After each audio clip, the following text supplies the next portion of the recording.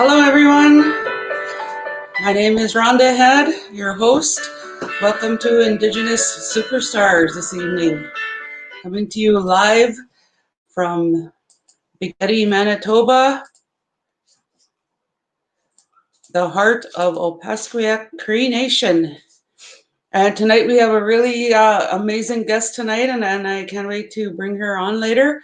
Later on, after I read her bio, I just want to let everyone know that we're streaming live on my YouTube channel, on Indigenous Superstars Facebook, on my personal Facebook, and on my fan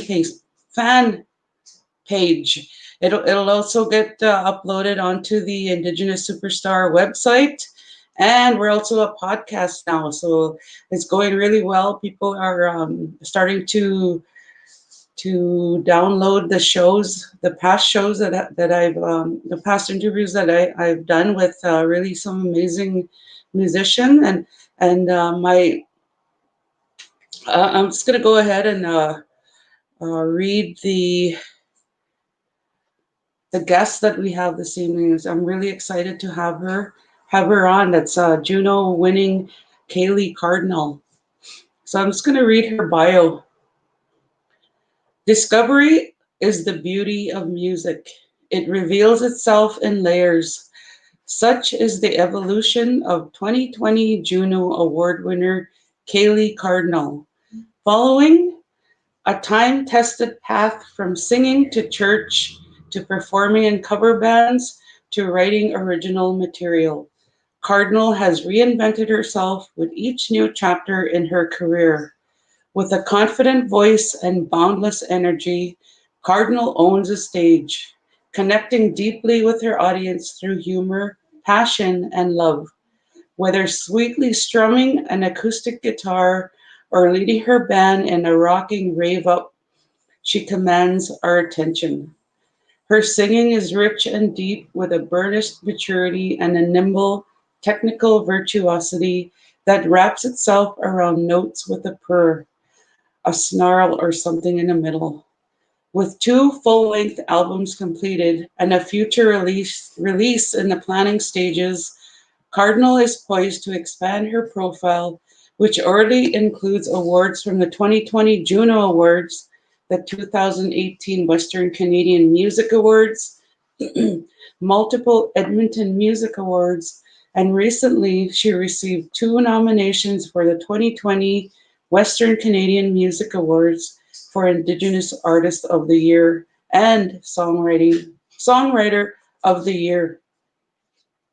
Ladies and gentlemen, please welcome my awesome, beautiful guest, Celeigh Cardinal. Hey! Hey! How are you? I'm good. I'm really good. How are you?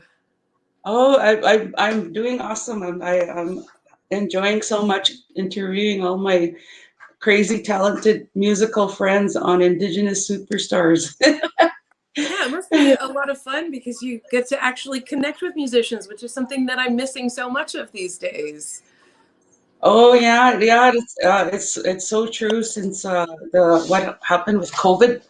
Hmm. All our gigs got canceled, and that's why Yeah. I came up with the idea of the show to interview musicians and awesome musicians such as yourself.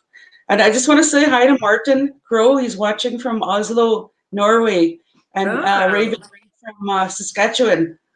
Oh, nice. Hey, Yeah, folks. yeah. So I'm just gonna ask you a couple of questions.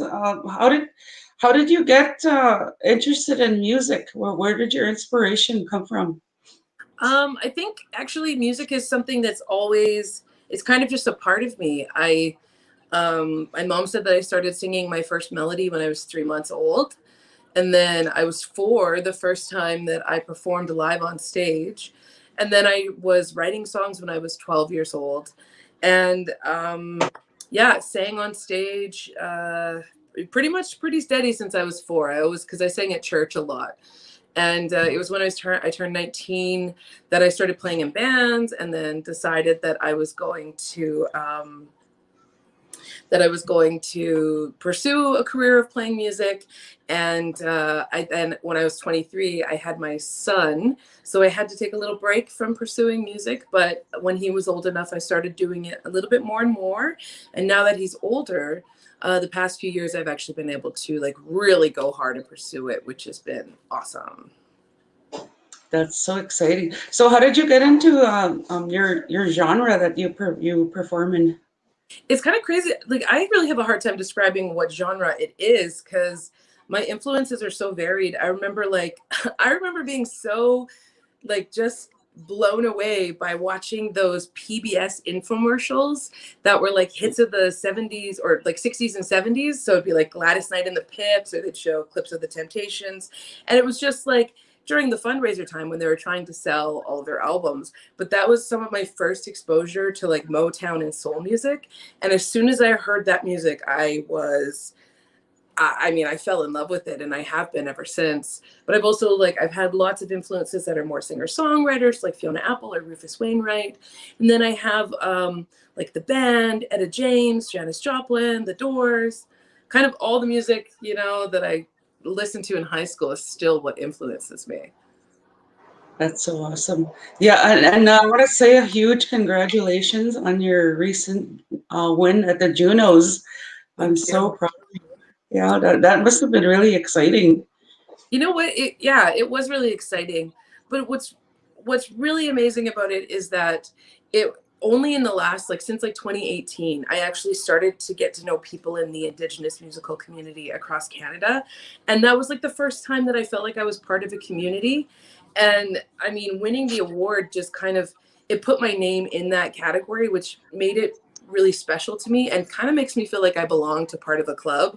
Like, hey, now I'm part of something. This is amazing because I've always been kind of a floater. So a big part of winning that is kind of this sense of belonging, and also super validating for like the years that I struggled, because I've always been a single mother. So the years that I struggled trying to like balance life, music, my child, and now what it's grown into is it kind of makes it all worthwhile.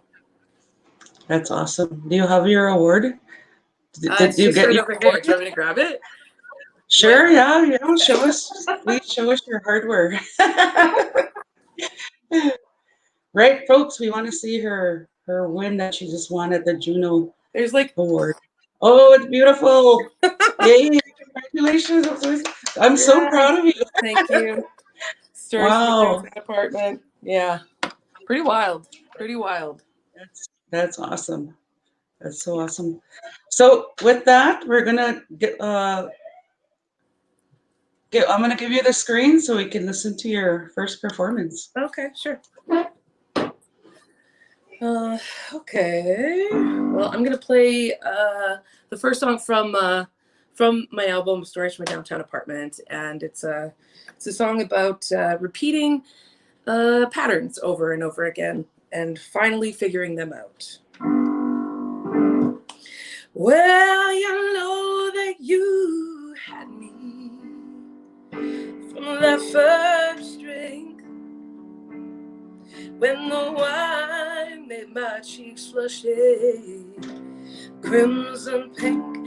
You know I gave into the sparkle in your eye, with that whiskey kiss and your come. Hear the smile. So when I was persuaded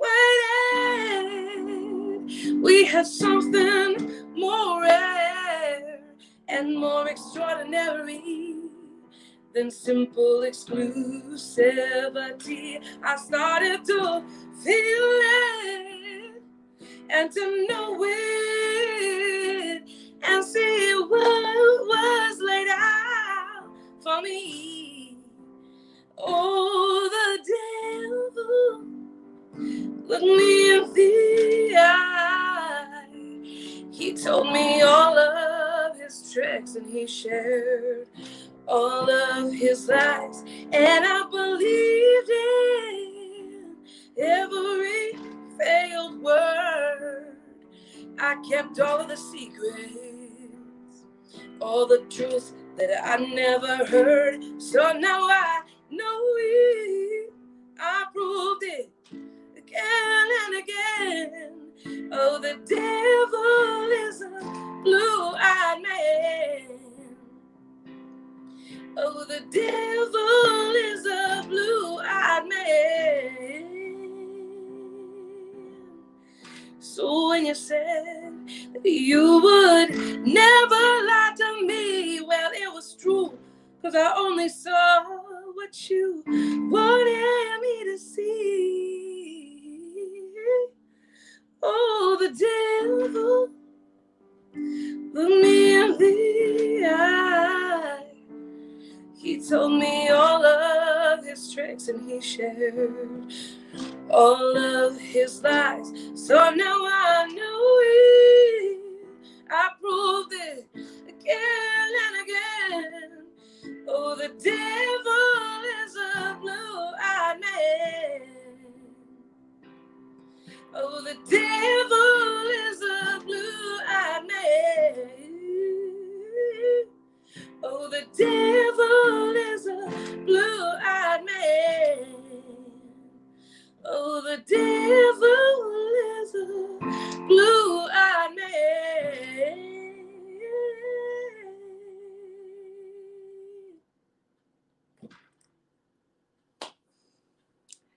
That's the end of the song. Yeah, I love that song. That song made it to #1, right, on the Indigenous Music Countdown. It did, yeah. It Yeah, did. that's a great song. I love that song. Thank you for sharing that. Thank you. So, where do you get your? Do you write your own songs and compose your own music, right? So, where does that inspiration come from? Well, it's changing all the time, but over the last little while, a lot of my inspiration came from a lot of like love and heartbreak and kind of like telling the love stories of my life. But I also took a lot of inspiration from my son. I write about him a lot and kind of our journey together. And it's really just the stories of my life. I guess I don't really have that great of an imagination. Like I just find myself just writing the stuff that I live, and I'm not even great at metaphors. Like the song I just played is "The Devil's Blue-Eyed Man." That's probably like my biggest metaphor. But I have songs like "I Don't Want to Know You Anymore," which is pretty literal, and it's a true story about somebody, and I and that's been okay, and it served me for a little while. But I see myself slowly kind of shifting into, well, because I've been single for a little while, I see myself shifting into finding something else to write about. Who knows what though? That's awesome. Yeah. That's so cool. So you mentioned that you were in the band. Was that in high school? You were in the high school band? Well, I was actually in choir in high school, and it was once I Oh, left high school that, like when I was 19, I finished high school, and that's when I started playing in a band. oh, okay. So what other instruments do you play?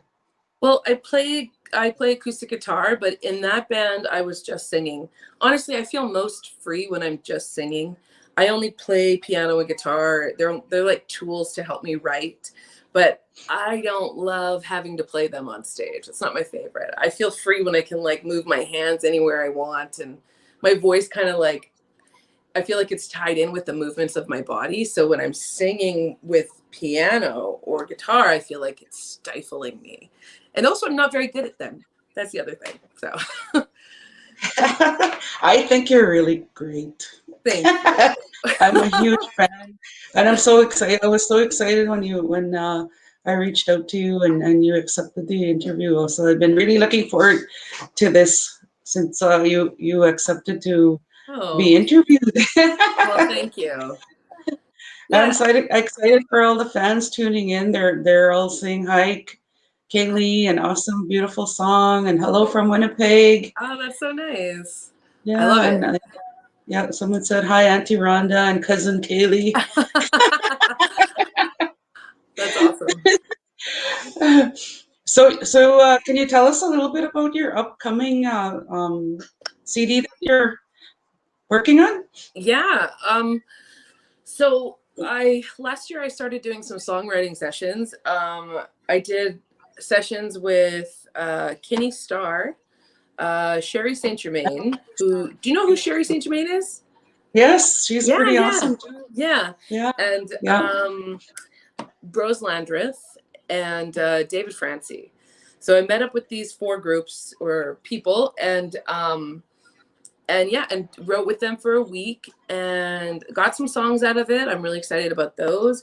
I've also been writing some on my own, kind of slowly, but the stuff that's happening now, like COVID times have been quite a roller coaster. There's been a lot of emotional ups and downs, and I feel like I'm coming out of sort of being in survival mode of it all, and finally I'm able to kind of look at it a little bit more objectively. So I feel like a lot of the writing that's starting to come from me is coming from kind of just absorbing, we had some loss in our family, and I mean the height of euphoria that comes with winning a Juno is wild. But all of these things, these ups and downs, because I am somebody who suffers from depression, there's a lot of work that comes with like climbing back up out of those things, or knowing that the come down is coming, and kind of balancing all of that.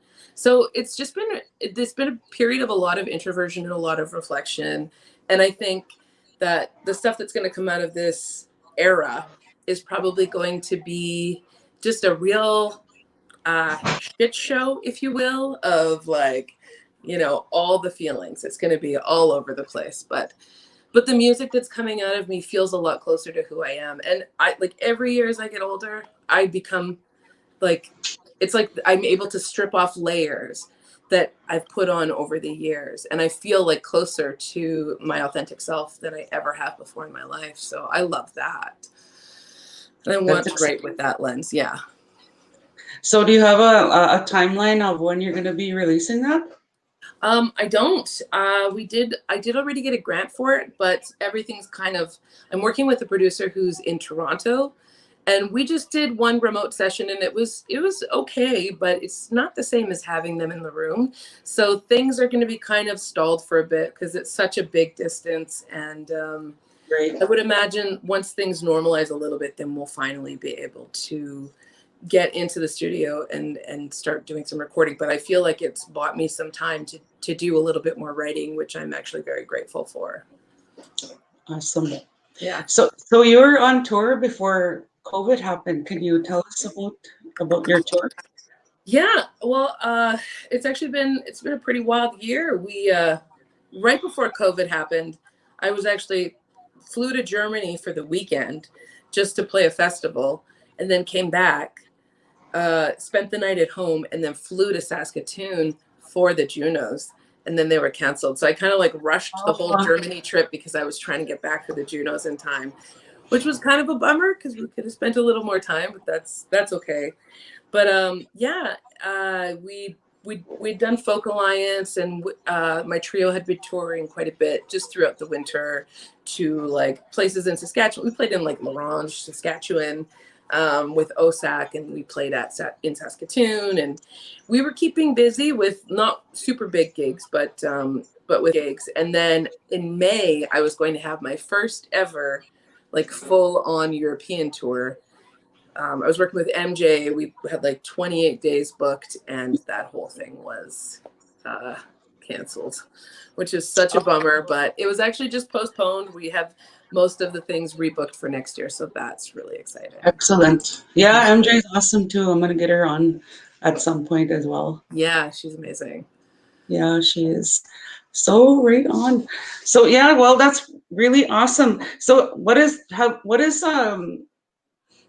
wanted to ask you about your last album that you did. That the one that won you a Juno. Like where did the music come from? I mean, a lot of it came from right here. This is my apartment. My piano used to be over here before I apparently learned how to take care of plants. And I used to stare out my window and, write songs. It's basically like a collection of stories from the last couple of years. It's about, a significant, some pretty significant grief. it's about a pretty significant breakup and then a really terrible breakup. It's about my son and when he was little. There's one song called Tumbleweed, and I wrote that when he was, I mean, I wrote that one many years ago. It was when he was like, I want to say like 5 or 6. And we lived in like subsidized housing just outside of, just kind of on the outskirts of Grand Prairie. And these tumbleweeds used to kind of like, they'd roll in from the farmer's fields and they would get stuck under my vehicle, and we couldn't have a pet. So he would keep these tumbleweeds, he would name them and keep them as pets in our apartment. And it's just, a lot of these songs just kind of bring me right back to that place and time, because it's like I'm just documenting this particular time and this feeling I have. And then it was just like such a deep love for my child, and then also kind of just like the chaos that was sort of happening around us at the same time. That's so awesome. Yeah. Thank you for sharing that. So what kind of advice would you give an emerging artist, an emerging Indigenous artist getting into the music industry? Well, I would say a couple of things. Like, number one, for me, what made a huge difference was when I started to actually get to know people within the community. And that basically happened because I got to know Leela Gilday. And secondly, because Manitoba Music, the Indigenous Music Development Program, has been so supportive of me. And I still work with them all the time. Things like winning a Juno are incredible, but they, like, it doesn't come with a ton of money or anything like that. It's just a beautiful accolade that is super validating. But I still need to make money, and I still need gigs, and I still have to make contacts, and I'm still learning all the time. And it's that Indigenous programming is like, it's so incredible. So the first thing I would do is get to know Manitoba Music's Indigenous Music Development Program, number one. Second is to find your community, because it was like the minute that I got to know Lacey Hill, for example, I was like, I love this person. And then I met Sebastian Gaskin, and then I met Desiree Dorian, and then I met Wolfsag and Isla Barker and all these people. And I was just like, these people understand me more than anybody else I've ever known in my life. And it was, I mean, finding people that are like-minded or have a shared experience like that made me feel less alone, and it made me feel like I belonged. And that alone just like boosted my confidence and self-worth so much. And I wish that I could have stumbled upon that when I was in my 20s, but it's fine that it's happening now. Everything happens in its time. But yeah, that's the number one thing. And then also get to know Dave McLeod. I mean, find out, get to make friends with him. He's an amazing dude. Like Alan Ray Eyes as well, just get on people's radar. Yeah. Yeah. That's great advice. And all the people that all the musicians you talked about are such fantastic people. And from my experience, when we meet up, I remember we met up at Folk Alliance, and just being in a room full of Indigenous musicians, that creative energy is so beautiful and inspiring, and it just makes you want to keep creating the music that we do create, and it's so much fun. I wouldn't want to be anything else. I love what we do, and it's so beautiful, and the music that you create is it gives out such good energy, and you have such a beautiful voice, and it's very soulful.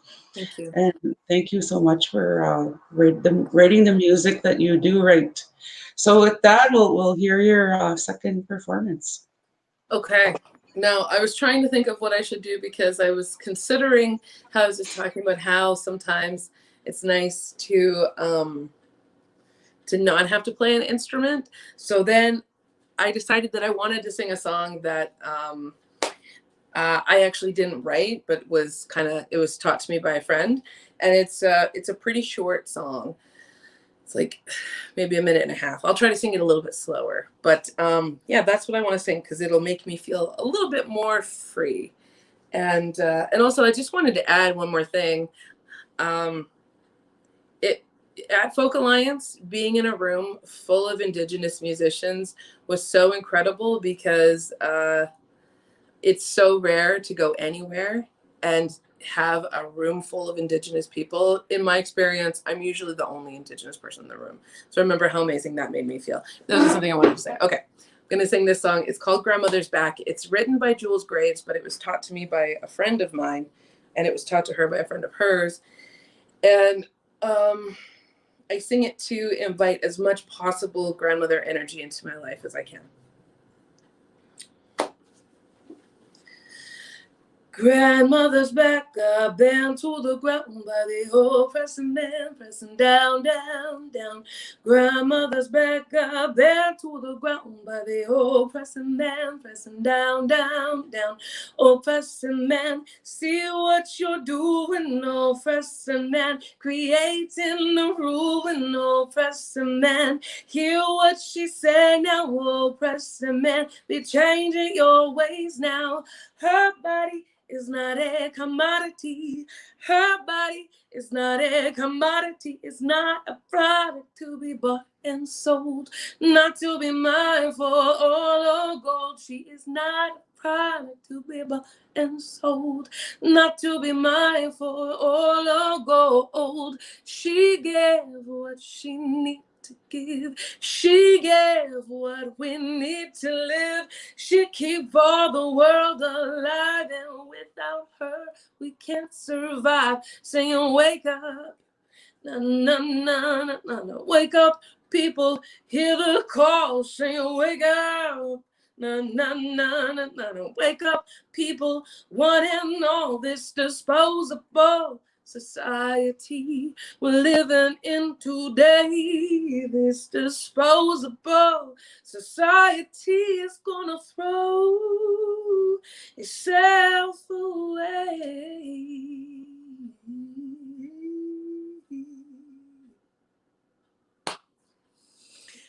Ta-da! Woo! I love that.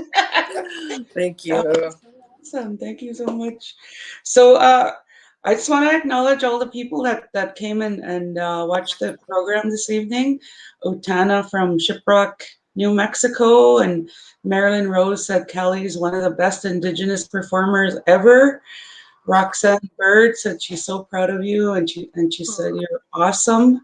So thank you for spending the past 30 minutes with us. And where can we find your music online? On all the things.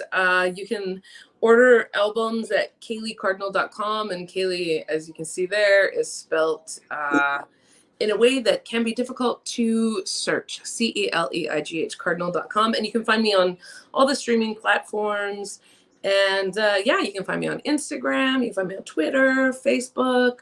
Just have to know how to spell my name. Awesome. Yeah. That's CELEIGH.